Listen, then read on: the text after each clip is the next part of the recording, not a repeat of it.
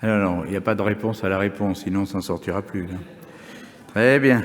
La parole est maintenant à Madame Vanina Paoli-Gagin pour les Indépendants. Je vous en prie. Merci Monsieur le Président. Madame la Ministre, mes chers collègues, depuis 2019 et encore dans les mois à venir, ce pacte nous est et nous sera dévoilé par des stratégies, des communications, mais aussi via des propositions juridiquement contraignantes. Autant d'ambitions qui devront se concrétiser pour nos concitoyens dans les territoires. Notre transition verte, même à l'échelle européenne, ne se fera pas sans investissements massifs et correctement fléchés. 1 000 milliards d'euros sur 10 ans, c'est le montant du plan d'investissement pour une Europe durable. Tous les acteurs, publics et privés, nationaux et européens, devront concourir à la réalisation de nos objectifs. L'ensemble des régions européennes s'inscriront dans cette transformation sans que cette accélération ne laisse à la traîne les plus en retard d'entre elles, et ce, grâce à un financement spécifique de rattrapage. La réussite du pacte vert européen est une question, je pense, de calendrier et de juste ciblage. Nous devons faire, à mon sens, de la crise économique et sanitaire un accélérateur de la transition. Une part importante de notre énergie et de nos investissements doit donc se focaliser sur ce sursaut vital qui appelle vitesse, innovation, passage à l'échelle et massification, et que seule une intense et étroite coopération publique-privée pourra assurer. 25% de ces 1 000 milliards proviennent du cadre financier pluriannuel actuel et déborderont certainement sur le suivant. Cela se traduira par des aides et fonds européens. Le calendrier de déploiement concret du pacte vert dans nos territoires sera donc décisif. Avons-nous une vision claire sur ce sujet ? Madame la Ministre, les territoires connaissent très bien leurs besoins. C'est pourquoi nous militons pour une approche ascendante, en mode plateforme publique-privée et en circuit court dans le déploiement des financements et l'accès aux fonds européens. Comment les pouvoirs publics comptent-ils assurer la bonne exécution de ce volet qui est clé dans la mise en œuvre du pacte vert européen ? Je vous remercie. Merci, Madame la Ministre.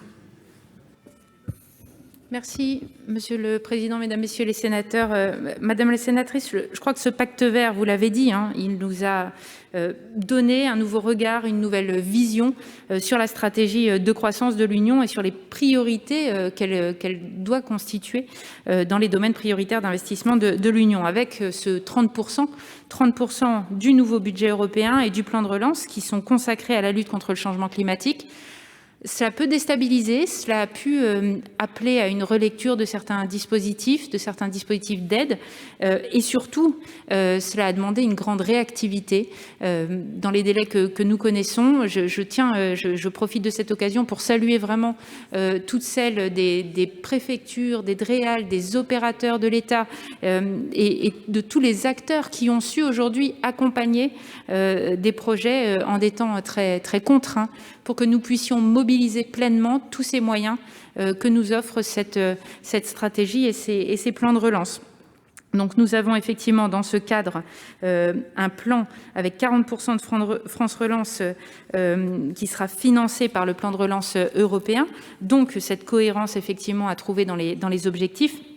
Et un gouvernement que je représente ici qui est vigilant à ce que tout cela soit totalement à la fois compréhensible, transparent et accessible aux différents bénéficiaires, parmi lesquels, vous les avez cités, les petites et moyennes entreprises, mais surtout les collectivités qui ont été également sollicitées dans des délais très, très contraints, avec une mise en œuvre donc dans les territoires qui est le fruit aussi d'une méthode qui a été conclue entre l'État et les régions en juillet 2020, cet accord qui porte sur la bonne mise en œuvre des fonds européens et du plan de relance qui est porté par Jacqueline Gourault avec les régions qui doit vraiment coordonner cette action pour l'amplifier, des régions qui jouent un rôle majeur dans cette bonne utilisation du plan de relance et des fonds européens dans les territoires, où il est ainsi donc prévu de resserrer le dialogue au niveau local en systématisant notamment les comités de financeurs. Et puis de nouveaux guides, notamment sur l'articulation avec le plan de relance, ont été édités ou sont en cours de diffusion